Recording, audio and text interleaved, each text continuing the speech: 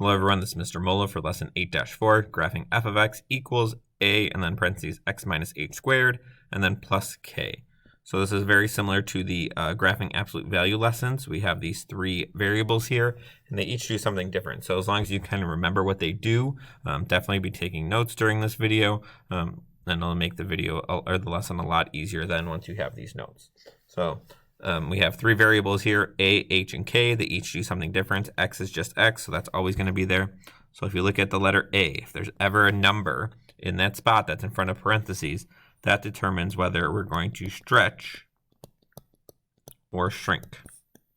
And if you remember, a stretch is a number that's over 1, a shrink is a number that's under 1. And then if it's negative, remember that means it's a reflection. So even if it's like -7, the negative makes it reflect. And then 7 is bigger than 1, so it would be a stretch of 7 with a reflection.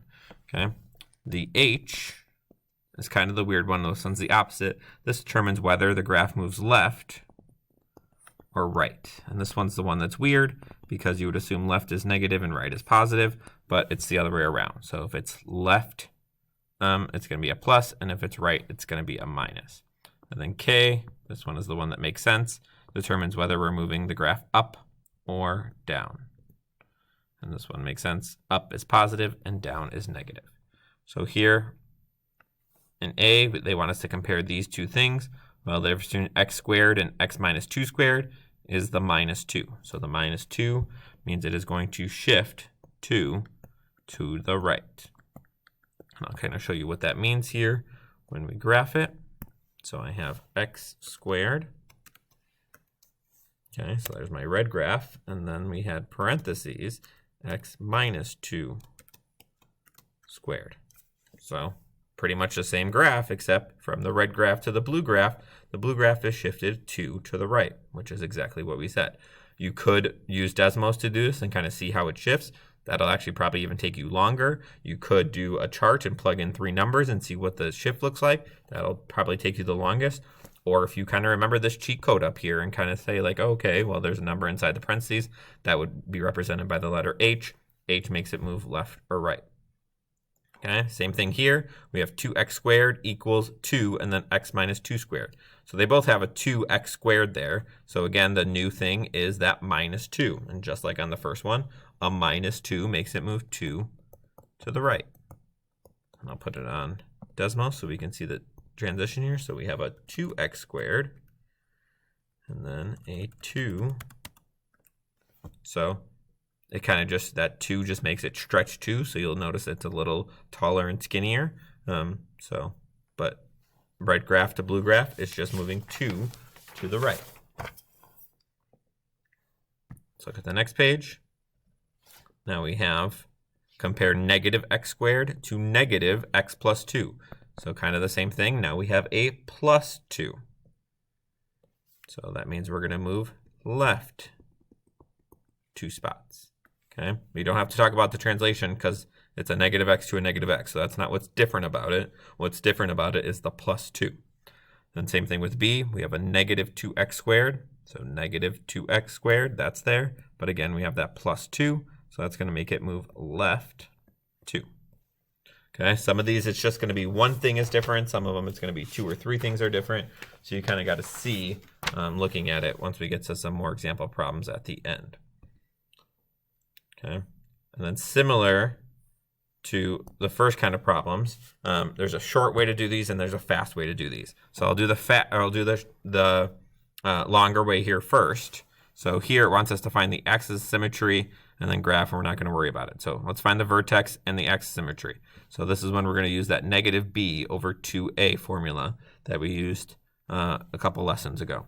So I have 5x minus 2 squared, except I can't really, there's no b and a here, so I need to expand this out. So what I need to do is do x minus 2, x minus 2. I need to unfoil that squared.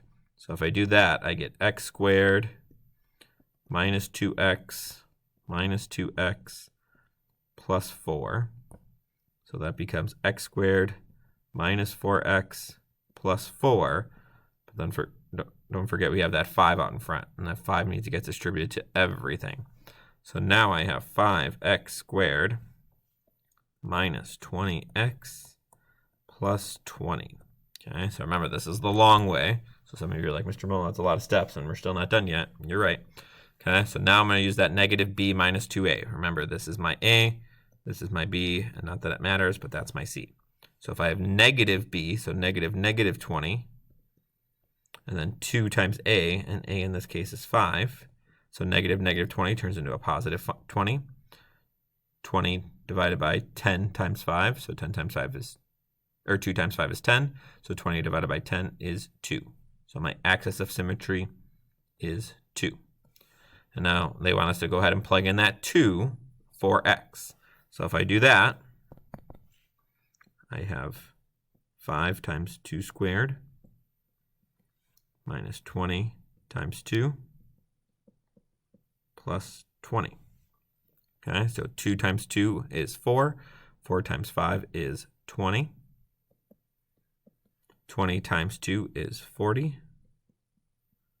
So I have 20 minus 40 plus 20. So 20 minus 40 is negative 20. 20 plus negative 20 plus 20 is 0. So we end up with 2, 0. That's going to be our vertex. Okay, so that's the long way. Okay, think about how long that took. Short way. We're going to look at the parentheses. We're going to see what makes this equal 0. X minus 2 equals 0. Add 2 to both sides, add 2 to both sides. X is 2. There we go. There's your axis of symmetry. It's 2. Okay, and then we can go back in and plug in 2 for that, but you can kind of already do that in your head. 2 minus 2 is 0. Well, 0 squared is 0. 5 times 0 is 0. So you still get 2, 0 as your vertex, except that's a way lot faster than to do it the long way of doing the negative b over 2a. Okay, and it'll be the fastest way for all these problems. So same thing here. So x plus 8 equals 0. So minus 8 minus 8. So x equals negative 8. So if negative 8 is my axis of symmetry, my vertex then is negative 8 and 0. Look at another one. So x minus 1 equals 0. Add 1 to each side. So x equals 1. So that means my axis of symmetry is 1. And then here, if I plug in 1, I need some more room here. So negative 1/2, 1 minus 1 plus 4. So 1 minus 1 is 0. 0 squared is 0. 1/2 times 0 is 0. And then 0 plus 4 is 4. So here, our vertex is 1, 4. And that's pretty much just because of that plus 4 there at the end. And kind of the same thing here. That has a minus 5. So that minus 5 will play a big part here. So let me find my x's symmetry first. So x plus 1 equals 0. So subtract 1, subtract 1. So my axis of symmetry is negative 1.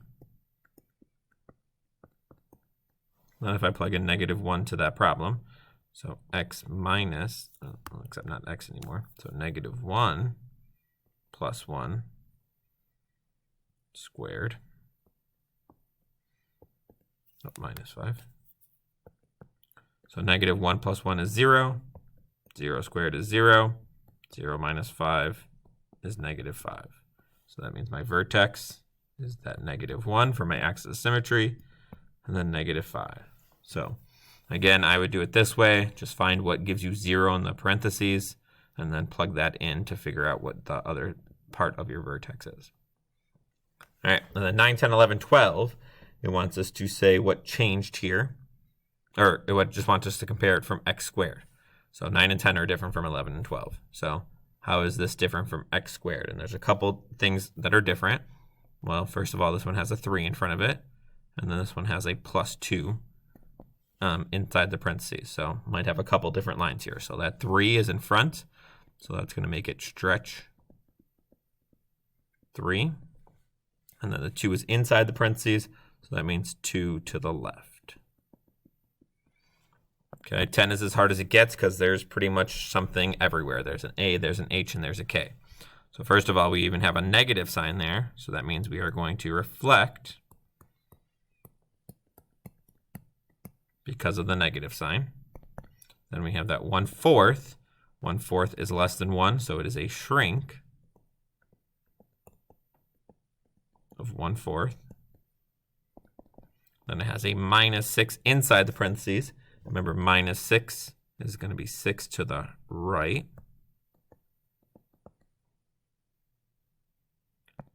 Then we have a +4 at the end, so that means 4 units up. So this is going to be as hard as it gets, where you have all 4 of those things there. You have a negative sign, you have a reflect or a shrink or a stretch, you have a left or a right, and then you have an up. So because of those signs, that's what it's going to be.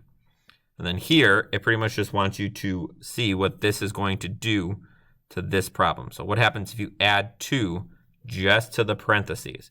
So you're not going to add 2 to the 3 or to the -1. You're adding 2 to the parentheses. So what happens if I add 2 to my parentheses? Well, right now my parentheses is x plus 1. So if I add 2 to that, it's going to shift 2 to the left. And then it might ask you where it ends up now. Well, where it ends up now then would be 3x, and then 1 plus 2 is 3 squared minus 1. So it's just going to ask you what the new equation is going to be. So pay attention to where it's adding. If it said like this, where the 2 was outside the parentheses, well, then you'd add the -1 in the 2. But since the 2 is inside the parentheses, you add it to the one that's inside the parentheses. And then last one, number 12, it looks like they just want you to multiply everything by -1. And when you multiply everything by -1, that means it is a reflection in the x-axis.